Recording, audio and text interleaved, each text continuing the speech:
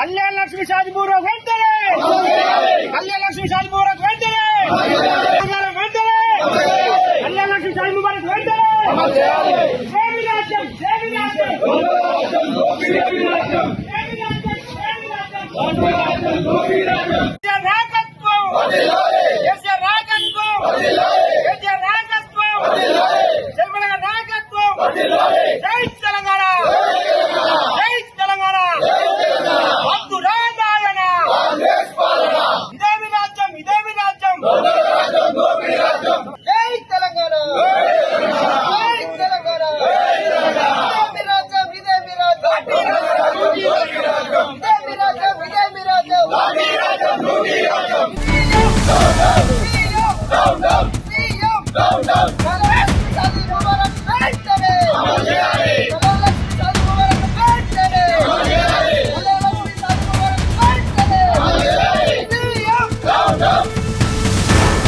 President KTR గారి పిలుపు మేరకు అదేవిధంగా మన వేములవాడ నియోజకవర్గ ఇన్ఛార్జ్ చెల్మడ లక్ష్మీ నరసింహ గారి ఆదేశానుసారం ఏదైతే హైకోర్టులో హైకోర్టు 4 వారాల గడువు ఇచ్చినప్పటికీ కౌంటర్ దాఖలు చేయకుండా ఏ విషయం కళ్యాణ్ లక్ష్మి షాదీ ముబారక్ అనే పథకాలకి కౌంటర్ దాఖలు చేయకుండా రద్దు చేయాలని ఏ విధంగా ఈ రేవంత్ సర్కార్ చూస్తుందో దానికి నిరసనగా ఈ రోజు వేములవాడ పట్టణ శాఖ ముఖ్యంగా మహిళా విభాగం మహిళా కౌన్సిలర్స్ అందరి ఆధ్వర్యంలో పార్టీ సీనియర్ నాయకులు గౌరవ కౌన్సిలర్స్ అందరి ఆధ్వర్యంలో ఈ రోజు నిరసన కార్యక్రమం చేపట్టి అదేవిధంగా ఎంఆర్ఓ గారికి వినతి పత్రం ఇవ్వడం జరిగింది. మరి ఏదైతే తెలంగాణ తొలి ముఖ్యమంత్రి వర్యులు కేసీఆర్ గారు తను ముఖ్యమంత్రిగా ఉన్నప్పుడు 2014 అక్టోబర్ 2న కళ్యాణ లక్ష్మి షాదీ ముబారక్ ఏదైతే ఆడబిడ్డ తల్లిదండ్రులు వారి గుండెల మీద కుంపటి కావద్దని చెప్పేసి ఆడబిడ్డలు ఉన్నతంగా చదువుకోవాలి, బాల్య వివాహాలు తగ్గిపోవాలి, శారీరకంగా మానసికంగా వారు ఎదగాలి, ఒక సమాజంలో ఒక మంచి ఉన్నత స్థానంలో ఆ మహిళలు ఉన్నారని చెప్పేసి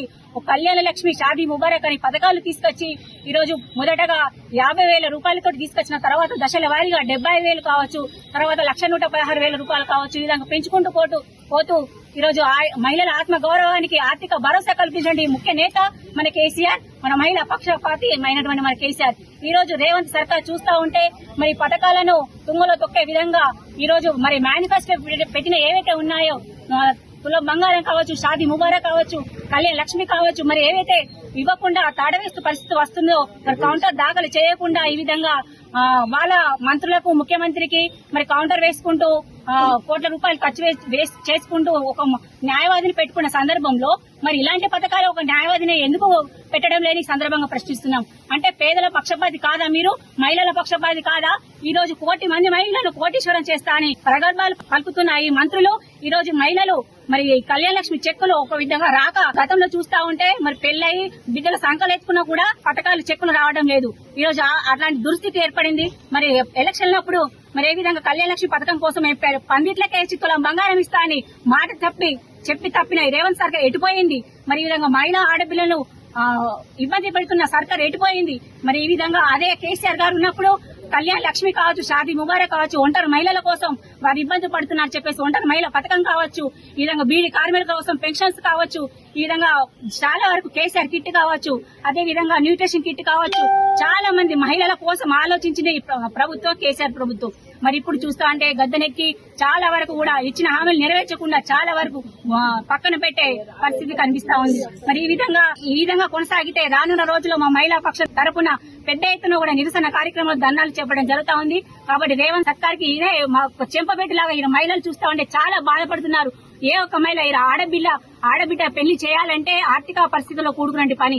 ఆ పెళ్లి చేయాలంటే ఒక చెక్కులు రాక కళ్యాణ లక్ష్మి పథకం ముందుకు సాక తులం బంగారం ఇవ్వలేక ఇవన్నీ చేస్తున్నారు.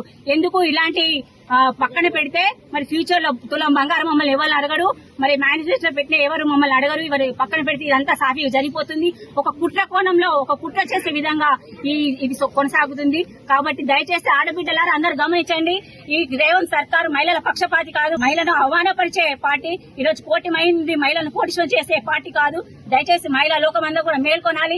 రానున్న రోజులో ఈ పథకం కొనసాగించకపోతే పెద్ద ఎత్తున ఈ రోజు మైనార్టీ వర్గాలు కావచ్చు, పేద మైనార్టీ వర్గాలు ఉంటాయి, ఆర్థికంగా లేని వాళ్ళు ఉంటారు. వాళ్ళ కోసం షాదీ ముబారకం తీసుకురావడం చాలా గొప్ప దార్శనికత ముఖ్యమంత్రి మన కేసీఆర్, ఆనాటి ముఖ్యమంత్రి కేసీఆర్ గారు. ఇప్పుడు చూస్తా ఉంటే ప్రతి ఒక్కరు కూడా తుంగలో తొక్కే ప్రయత్నం చేస్తా ఉన్నారు. కాబట్టి రానున్న రోజుల్లో మహిళా లోకం తరఫున పెద్ద ఎత్తున కూడా ఇంకా నిరసన కార్యాలు చేపడతాం. వెంటనే దీన్ని అమలు చేయాలని సందర్భంగా తెలియజేస్తా ఉన్నాం.